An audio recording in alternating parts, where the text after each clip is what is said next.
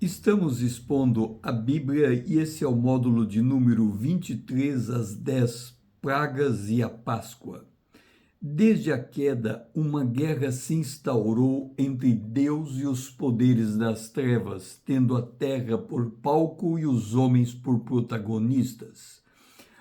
As condicionantes desta batalha está registrada em Gênesis no capítulo 3, o versículo 15. Porém, inimizade entre ti, a serpente, e a mulher, entre a tua descendência, a descendência da serpente, e o seu descendente, o descendente da mulher. Este te ferirá a cabeça, e tu lhes ferirás o calcanhar. O alimento da serpente são os mortos que morreram em seus pecados. Como sabemos disso? Em Gênesis, no capítulo 3, no versículo 14, o Senhor disse à serpente: visto que isto fizeste, maldita és.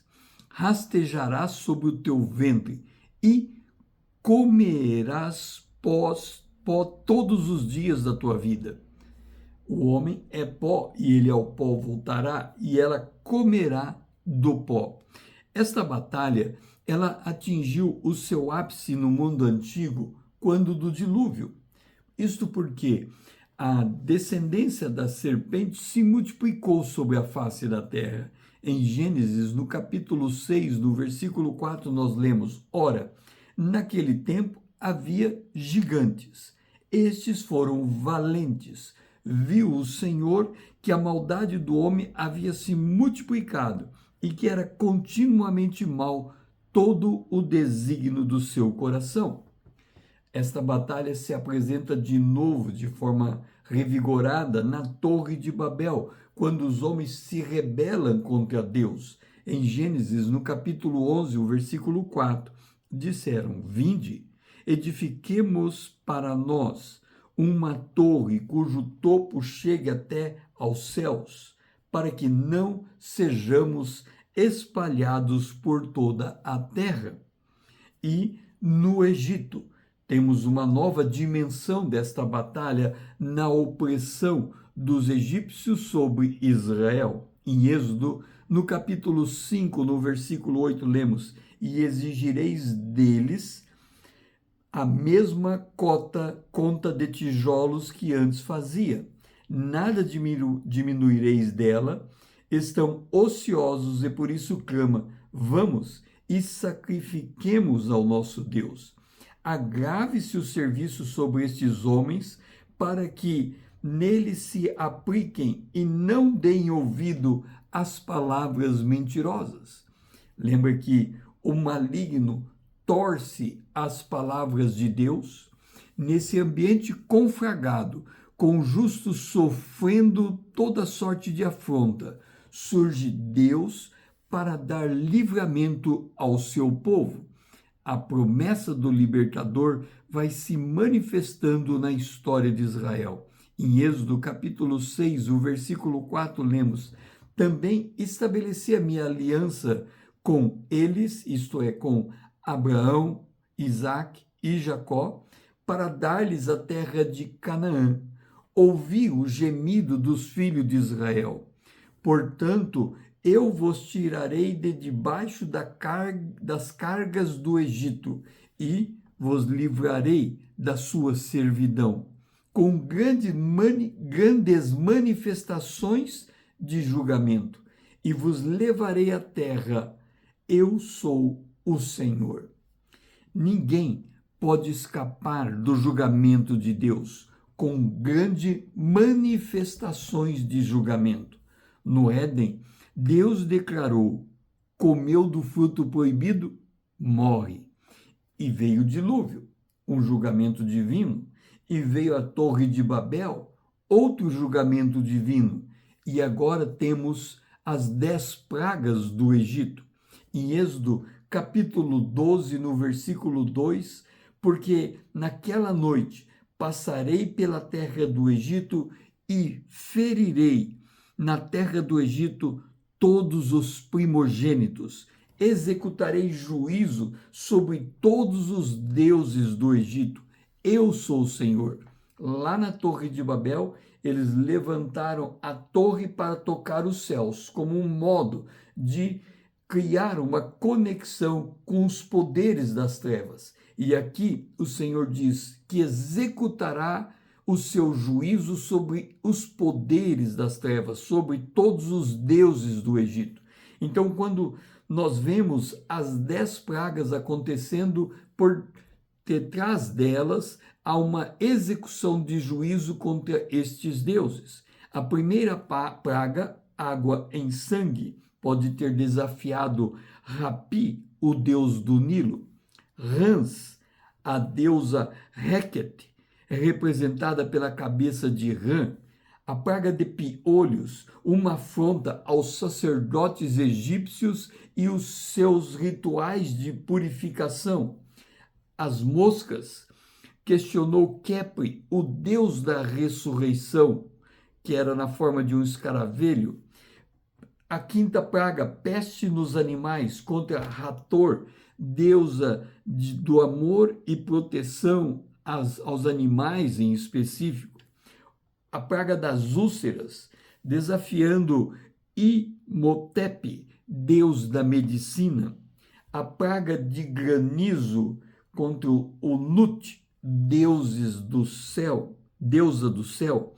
A praga dos gafanhotos, um ataque a Sete, deus da tempestade e desordem. A praga das trevas contra Ra, o deus do sol. E, por fim, a morte dos primogênitos, um desafio direto a Faraó, que se via como um deus vivo. Nenhum poder desse mundo pode salvar os egípcios quando Deus se movimenta para julgá-los. Mas, desde a quarta praga, acontece algo ímpar.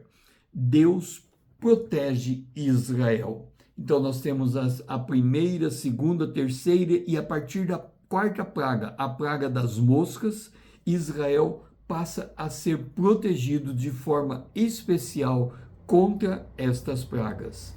Em Gênesis, no capítulo 15, o versículo 14, o Senhor diz acerca desses juízos que caíram sobre o Egito: mas também eu julgarei a gente a que tem de sujeitar-se, e depois sairão com grandes riquezas.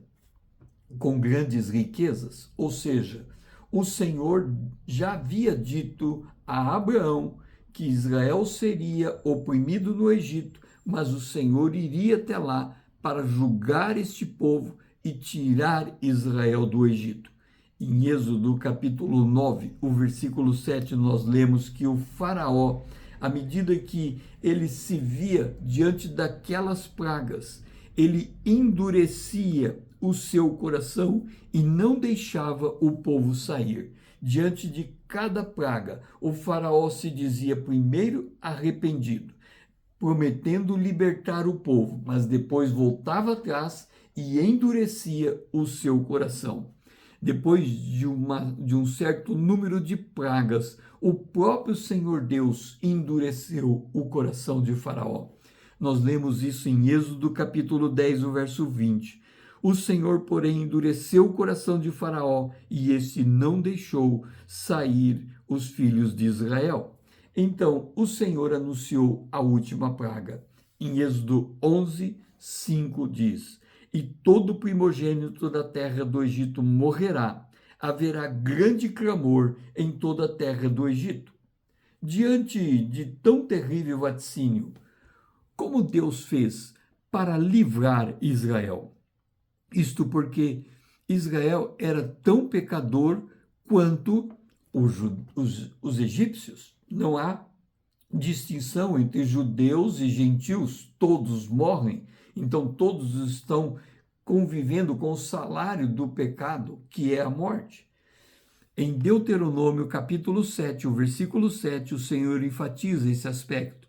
Não vos teve o Senhor afeição, nem vos escolheu porque fosseis mais numerosos, mas porque o Senhor vos amava e para guardar o juramento que fizera a vossos pais.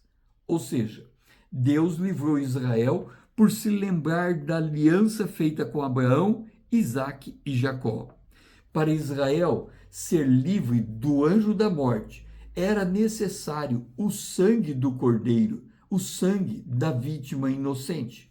Em Êxodo capítulo 12, verso 7, o Senhor deu esta ordenança a Israel: tomarão do sangue e porão em ambas as ombreiras e na verga da porta. Naquela noite comerão a carne assada no fogo com pão asmos e ervas amargas, lombos cingidos, sandálias nos pés, cajado na mão. Comê-lo-eis à pressa, é a Páscoa do Senhor. Ou seja, para que Israel pudesse ser salvo daquela noite de morte, eles precisavam ouvir a voz do Senhor e agir em conformidade com o que foram instruídos. Eles tinham que matar um cordeiro por família, pegar do sangue e colocar sobre os umbrais da porta. Um cordeiro tinha de morrer para que eles pudessem viver. O sangue do cordeiro, ele servia de sinal para impedir o agir do anjo da morte. Em Êxodo, capítulo 12, o versículo 29, nós lemos: aconteceu que à meia-noite feriu o Senhor todos os primogênitos na terra do Egito, desde o primogênito de Faraó até todos os primogênitos dos animais. E a hora do juízo chegou. Israel estava no seu lar, se alimentando do cordeiro, preste para sair, protegidos pelo sangue do cordeiro, porque eles sabiam que aquela era a Páscoa do Senhor, o momento da libertação de Israel. Se esse vídeo fez sentido para você, curta, comente as suas impressões, salve para que você o reveja os textos bíblicos que foram citados. Compartilhe para que outro também possa conhecer as 10 pragas do Egito e a Páscoa do Senhor. Siga-me para que possamos crescermos juntos na graça e no conhecimento do nosso Deus. O meu lema é: conhecendo a palavra para sermos transformados pelo poder de Deus na imagem de Cristo. Eu sou o pastor César Azevedo, grato por me ouvir, grato por me seguir e até a próxima.